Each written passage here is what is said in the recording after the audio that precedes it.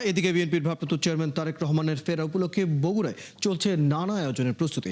এ বিষয়ে আরো জানাতে আমাদের সাথে যুক্ত হচ্ছেন সহকর্মী আবু সাইদ। আবু সাইদ, কেমন উচ্ছ্বাস দেখছেন নেতাকর্মীদের মধ্যে এবং কি বলছেন তারা এবং কি কি ধরনের কর্মসূচি রয়েছে সেখানে, সেই বিষয়ে বিস্তারিত জানাবেন। বগুড়ায় কিন্তু এই সময়ের মধ্যে সবচেয়ে বেশি শীত পড়েছে। তারপরেও বিএনপির ভারপ্রাপ্ত চেয়ারম্যান জনাব তারেক রহমানকে স্বাগত জানাতে বগুড়াবাসী অনেক আগে থেকে প্রস্তুতি গ্রহণ করেছে। ইতোমধ্যে তারা বগুড়া থেকে প্রায় 2000 বাস এবং মাইক্রোবাস যোগে ঢাকার উদ্দেশ্যে রওনা হবে সে পরিকল্পনা নিয়েছে। এবং বিএনপির রাজশাহী এবং রংপুর বিভাগের মিডিয়া সেলের কর্মকর্তা কালাম আজাদ তিনি আমাকে জানিয়েছেন যে ইতোমধ্যে অর্ধেক মানুষ বিভিন্ন যানবাহনে ঢাকার উদ্দেশ্যে রওনা হয়েছে।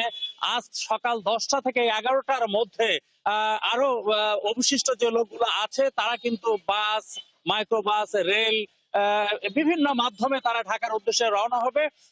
এজন্য তারা ব্যাপক প্রস্তুতি তারা গ্রহণ করেছে। বগুড়াবাসীর মধ্যে এক ধরনের উচ্ছ্বাস, আনন্দ এবং আবেগ তারা কাজ করছে। দীর্ঘ 17 বছর পর বিএনপির ভারপ্রাপ্ত চেয়ারম্যান জনাব তারেক রহমান দেশে ফিরছেন। সবচেয়ে বড় একটি বিষয় যে তিনি বগুড়ার সন্তান এবং বগুড়ার মানুষ, এই কারণেই বগুড়ার মানুষের ভিতরে এক ধরনের আবেগ উচ্ছ্বাস কিন্তু বেশি কাজ করছেন। এ কারণে সবাই উদ্গ্রীব এক নজর তাকে দেখার জন্য।